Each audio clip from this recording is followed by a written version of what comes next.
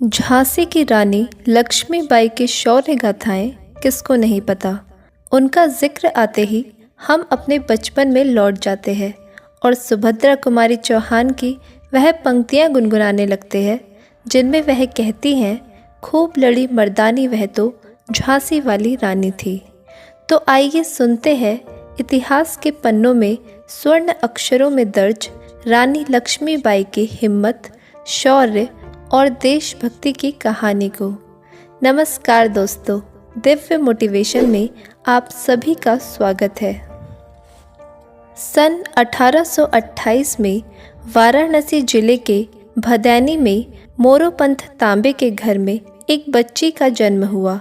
उस बच्ची का नाम रखा गया मणिकर्णिका, लेकिन घर वाले उन्हें मनु कहकर बुलाते थे, जिसे बाद में दुनिया ने रानी लक्ष्मीबाई के नाम से जाना। जब वह 4 वर्ष की थी तभी उनकी माता का देहांत हो गया और उनके पालन पोषण की संपूर्ण जिम्मेदारी उनके पिता पर आ गई। मनु के पिताजी ने उसे बचपन से ही रानी बनने की तालीम दी। उसे युद्ध की पूर्ण तालीम दी, जैसे घुड़सवारी, तलवारबाजी, गोलीबारी आदि। बचपन में ही मनु ने युद्ध कला में प्रवीणता प्राप्त की। 1842 में जब वह 14 वर्ष की हुई, उनका विवाह झांसी के महाराज गंगाधर राव जी के साथ हुआ। पुरातन भारतीय परंपराओं के अनुसार मनु का नाम बदलकर लक्ष्मीबाई रखा गया।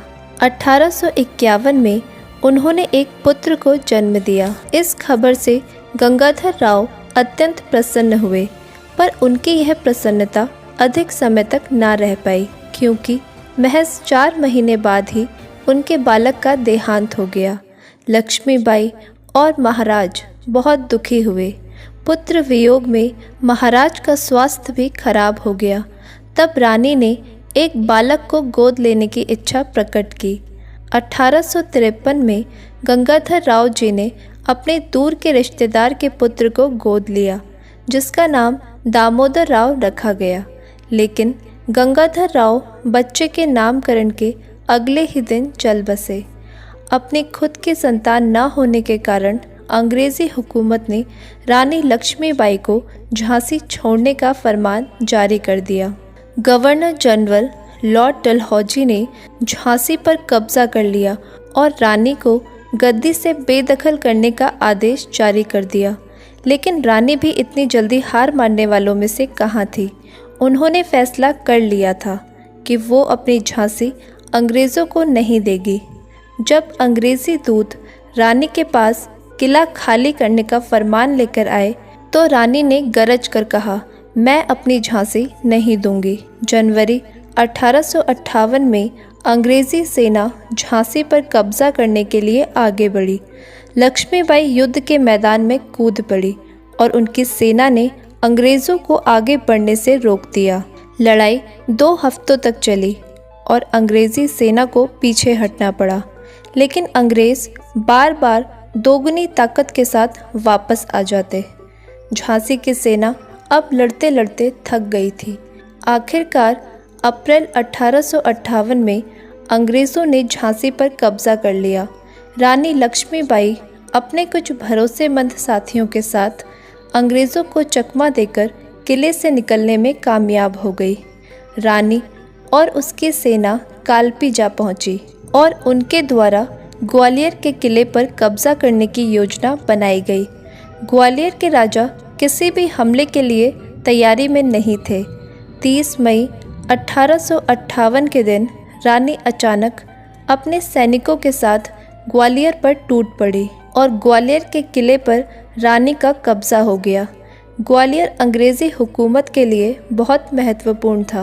ग्वालियर के किले पर रानी का अधिकार होना अंग्रेज़ों की बहुत बड़ी हार थी। अंग्रेज़ों ने ग्वालियर के किले पर हमला कर दिया। रानी ने भीषण मारकाट मचाई। बिजली की भांति रानी लक्ष्मीबाई अंग्रेज़ों का सफाया करते हुए आगे बढ़ती जा रही थी। ग्वालियर की लड़ाई का दूसरा दिन था। रानी को लड़ते लड़ते अंग्रेज़ों ने चारों ओर से घेर लिया। वे एक नाले के पास आ पहुंची, जहां आगे जाने का कोई रास्ता नहीं था और उनका घोड़ा नाले को पार नहीं कर पा रहा था। रानी अकेली थी और सैकड़ों अंग्रेजी सैनिकों ने मिलकर रानी पर वार करना शुरू कर दिया। रानी घायल होकर गिर पड़ी, लेकिन उन्होंने अंग्रेज सैनिकों को जाने नहीं दिया और मरते मरते भी उन्होंने उन सभी को मार गिराया। लक्ष्मीबाई नहीं चाहती थी कि उनके मरने के बाद उनका शरीर अंग्रेज़ों के हाथ आए। वहीं पास में एक साधु की कुटिया थी। साधु उन्हें उठाकर अपनी कुटिया तक ले आए।